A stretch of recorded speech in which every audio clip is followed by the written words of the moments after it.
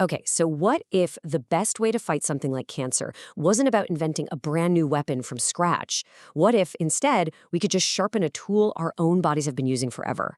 Well, in this explainer, we're going to dive into exactly that, how scientists are basically hacking our own natural defenses to starve tumors from the inside out. All right, let's get right to the heart of it. How do we actually starve a tumor? I mean, this is one of the biggest challenges in all of cancer therapy. See, a tumor is just like any other living tissue, right? It needs food, it needs oxygen to grow, and if we can cut off that supply line, we can stop it dead in its tracks. But here's the trick. How do you do that without damaging all the healthy parts of the body around it? Well, to even begin to answer that, first we've got to understand how a tumor builds its own lifeline. There's this process. It's called angiogenesis, and believe me, it is the absolute key that lets a tumor grow from just a tiny clump of cells into a serious threat. Okay, so picture this. You've got this tiny, basically harmless cluster of cancer cells. For it to grow any bigger than, say, the head of a pin, it has to tap into the body's bloodstream. Angiogenesis is how it pulls this off. It's like it tricks the body into building brand new blood vessels that lead right to it. These aren't just supply lines. They're the tumor's own personal highways, delivering fuel and, what's really scary, providing an escape route for it to spread. But here's where it gets really cool. Our bodies don't just sit back and let this happen. We're not just passive bystanders watching this illegal highway construction. No way. We've got our own built-in highway patrol, a natural system that's literally designed to shut down this kind of unauthorized, super dangerous roadwork. And that highway patrol? Its name is Maspin. This is a protein that our bodies make, and its whole job is to keep this kind of growth in check. And get this. Scientists have noticed that as certain cancers, like breast and prostate cancer, get more aggressive, the amount of Maspin just plummets. It's almost like the cancer is smart enough to know it has to take this cop off the beat before it can start expanding its turf. And look, this isn't just some theory. The research on this is crystal clear. Way back in 2000, a huge paper came out in Nature Medicine that basically confirmed it. Maspin is a powerhouse angiogenesis inhibitor. It works by going right after the endothelial cells, the actual building blocks of blood vessels, and it just stops them from moving around and forming new tubes. It basically just shuts down the whole road crew, right there on the spot. Okay, so the big question is, how?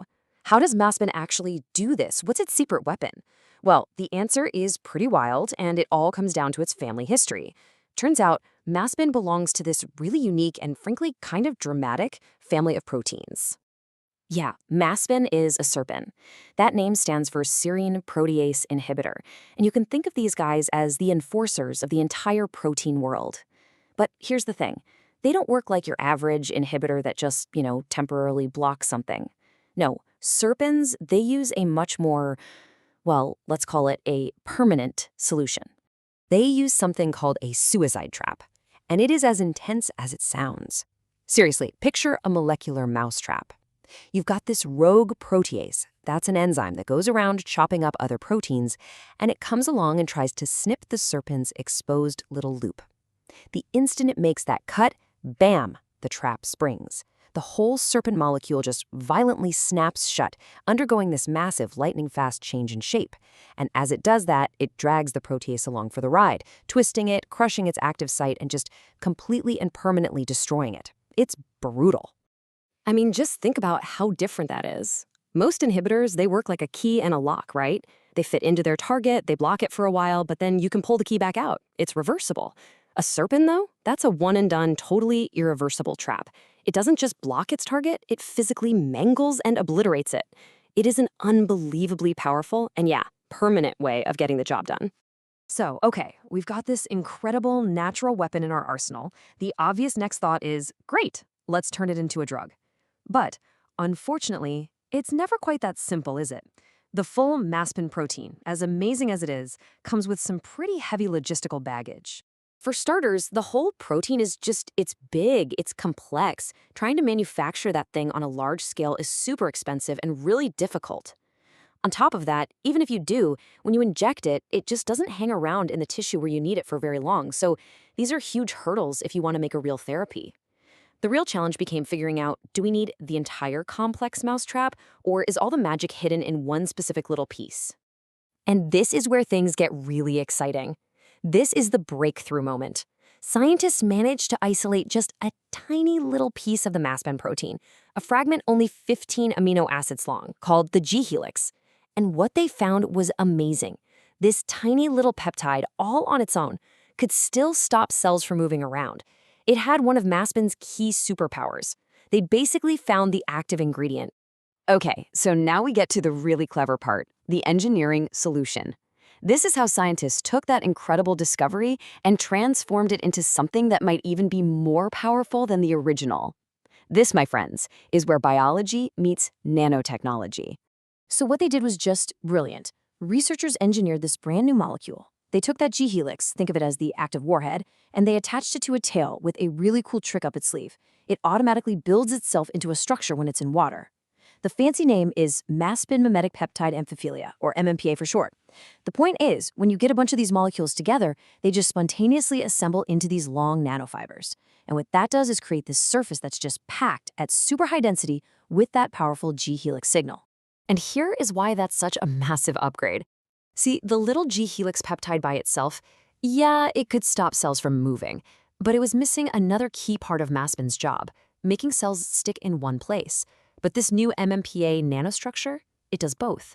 It has the specific power from the g-helix to block movement, and its structure adds this general stickiness that makes cells adhere. It really does mimic the full protein's 1-2 punch. And the results? I mean, they were just dramatic. To see the effect in the lab, you needed a concentration of around 10 micromolars of just the plain g-helix peptide. But with this new nanostructure, the MPAs, it was effective at concentrations below 1 micromolar. That is a more than 10-fold boost in potency. That makes this engineered molecule just as powerful as the entire full-length natural protein. Just incredible. So, what's the bottom line here? What does this all mean? We've basically followed this journey from just observing one of the body's natural defense tricks all the way to engineering a synthetic molecule that not only mimics it, but you could argue actually improves on it. And that, right there, opens up a completely new playbook for cancer therapy. All right, let's recap the whole story real quick. First, we figured out that tumors need these blood vessel supply lines to survive. Then, we found out our body has its own natural enforcer, Maspin, that stops them. Then, scientists zoomed in and found Maspin's secret weapon, that tiny g-helix fragment.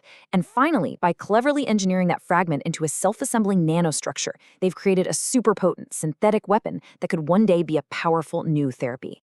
And that, of course, leaves us with a really fascinating and kind of mind-blowing question for the future. I mean, Maspin is just one of thousands of incredibly complex proteins our bodies use for protection every single day. So you have to wonder, what other natural defenses are just sitting there, hidden in our own bodies, waiting to be discovered, reverse-engineered, and transformed into the next generation of powerful medicines? The blueprints are probably already written right into our own DNA.